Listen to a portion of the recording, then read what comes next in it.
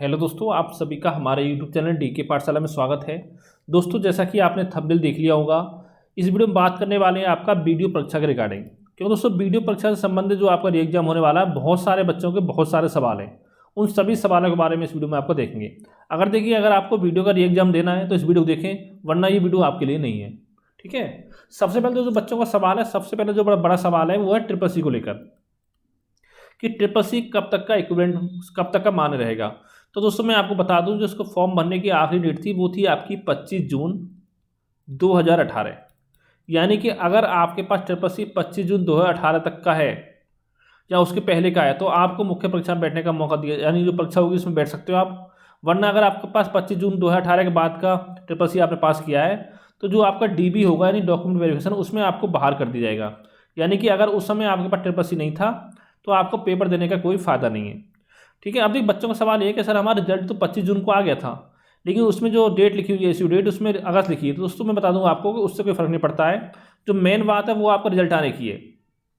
अब आपने देखा होगा बहुत सारी यूट्यूब चैनल आपसे बता रहे हैं कि जो इश्यू डेट है वही मान्य होगा।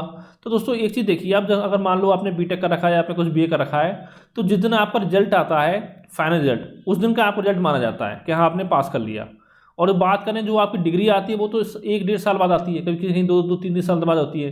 तो ऐसा थोड़ी 3 साल तक कोई फॉर्म नहीं दे, एग्जाम नहीं दे पाओगे आप, ऐसा नहीं होता है। जिस महीने का आपने पेपर दिया है, रिजल्ट आया आपका, उस समय तक आपका वैलिड होना चाहिए। क्योंकि पता होगा जून में जो आपका एग्जाम हुआ था तो उसका रिजल्ट आपका 25 जून 2018 को आ गया था। तो यानी कि आप एग्जाम बैठ सकते हो। अब सवाल ये आता है किस किस, देखो इसमें 3 टाइप की पोस्टें, कौन कौन इसमें ट्रिपल सी मांगा, किसमें आपका इक्विवेलेंट मांगा गया है। तो देखिए दोस्तों, एक सबसे बड़ी पोस्ट जो है इसमें वो है ग्राम पंचायत अधिकारी की। ग्राम पंचायत अधिकारी। एक है आपकी ग्राम विकास अधिकारी।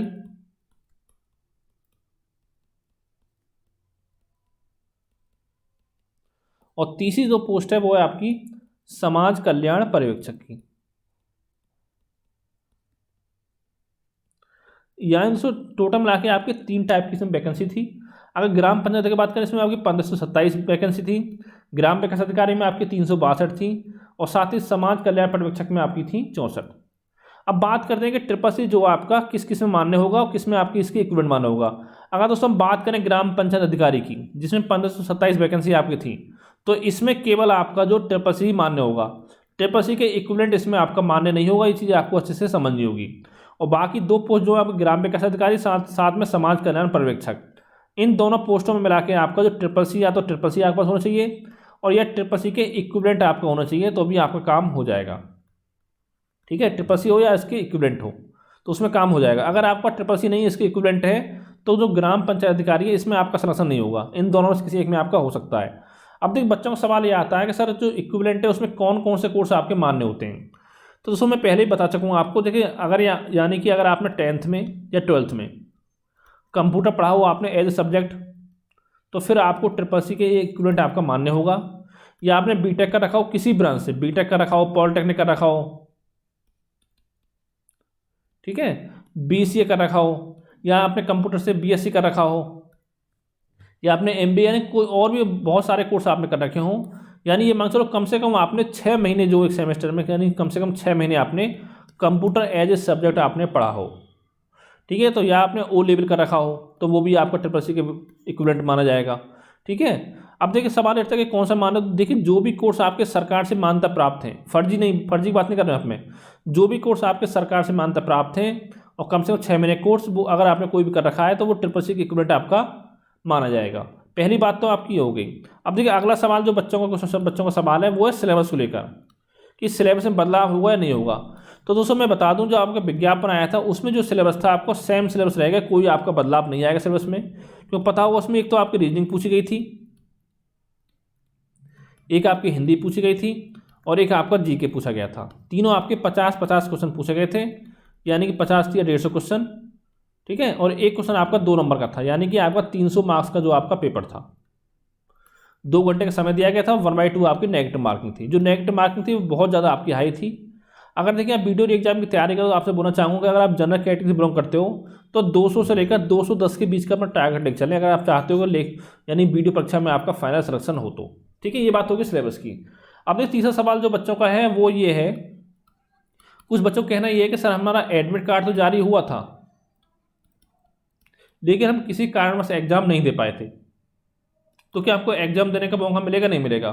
पहले चीज़ दोस्तों बता दूं मैं आपको, जो उस समय आपके आवेदन आए थे वो लगभग 14 से लेकर आपके लगभग 14.5 लाख के बीच में थे, और जो पेपर दिया था उस समय वो दिया था लगभग आपके 9.5 लाख बच्चों ने। तो इतना मान लो, अगर देखिए आपका 2018 में पेपर हुआ था 22-23 दिसंबर 2018 को, अगर उस समय जो आपका एडमिट कार्ड अगर जारी हुआ था, ठीक है, यानी कोई आपके एडमिट कार्ड जारी में कोई परेशानी आपकी नहीं थी फॉर्म वगैरह में, तो इसलिए आपका एडमिट जारी हुआ होगा, तो फिर चाहे आपने पेपर दिया हो ना दिया हो, आप सभी को एग्जाम बैठने का मौका दिया जाएगा। आप इस भ्रम में न रहें कि हमने पेपर नहीं दिया तो इस बार हमको पेपर देने का मौका नहीं मिलेगा। मौका सबको मिलेगा, बस अपनी तैयारी करते रहिए। अब देखिए आखिरी में सबसे बड़ा सवाल जो वो आपका एग्जाम डेट को लेकर है, तो लगातार बच्चों के मन में आ रहा है। तो दोस्तों मैं आपको बता दूं, मैं पहले ही आपको बता चुका हूं कि जो आपका वीडियो का एग्जाम है वो 2022 में कम से कम आपका नहीं होने वाला है, ठीक है। और अगर आप लोग चाहते हो कि आपका एग्जाम जनवरी या लास्ट में या फरवरी में एग्जाम हो, तो मैं आपसे पहले ही कह चुका हूं कि आपको ट्विटर कैंपेन चलाना पड़ेगा या आपको धरना प्रदर्शन करना पड़ेगा। क्योंकि अगर देखिए मान लो अगर आपका एग्जाम जो 15 फरवरी तक नहीं हो पाए किसी कारणवश, तो फिर एग्जाम आपका मई जून से पहले नहीं हो पाएगा। ऐसा मैं क्यों बोल रहा हूँ? क्योंकि पता होगा जो मार्च अप्रैल में आपके हाई स्कूल इंटर के आपके एग्जाम हैं, तो एग्जामों के बीच में 14.5 लाख बच्चों को सेंटर बना पाना मुमकिन नहीं होता है, क्योंकि तो पुलिस फोर्स जरूरत पड़ती है आपकी एग्जाम सेंटर में भी और बोर्ड के एग्जाम में भी। तो उस समय आपका शायद हो सकता है कोई एग्जाम आपका ना हो मार्च अप्रैल के बीच में, जब तक आपके बोर्ड के एग्जाम चलें। तो इसलिए कहना चाहता हूँ, देखिए अगर सभी लोग आप इकट्ठा हो जाओ तभी कुछ आपका हो सकता है, ट्विटर अभियान चलाना है, धरना प्रदर्शन देना है, वरना जी एग्जाम आपका बहुत लेट हो जाएगा। अब देखिए मैंने एक वीडियो बनाया था, बताया था उसके लिए, तो कुछ बच्चों को कमेंट आ रहे हैं सर जितना एग्जाम लेट हो उतना अच्छा है, कंपटीशन कब होगा? तो आप खुद सोचो, ऑलरेडी 4.5-5 साल आपकी भर्ती को हो चुके हैं, और कितना लेट होना चाहोगे आप चाहोगे 2050 में एग्जाम हो उसका? फिर तो कंपटीशन रहेगा नहीं, आप अकेले एग्जाम देना जाके, ठीक है। तो ऐसा दोस्तों आपका नहीं होता है। जितना समय अगर अभी भी आपके पास 2-2.5 महीने का समय कम से कम है, अगर आप चाहते हो जनवरी लास्ट में एग्जाम हो, तो अपनी तैयारी अच्छे से करते रहें। अगर कोई आपको डाउट हो, कुछ पूछना हो रीजनिंग में, जीएस में या हिंदी में, तो नीचे कमेंट करके आप पूछ सकते हो, ठीक है। तो थैंक यू फॉर वॉचिंग।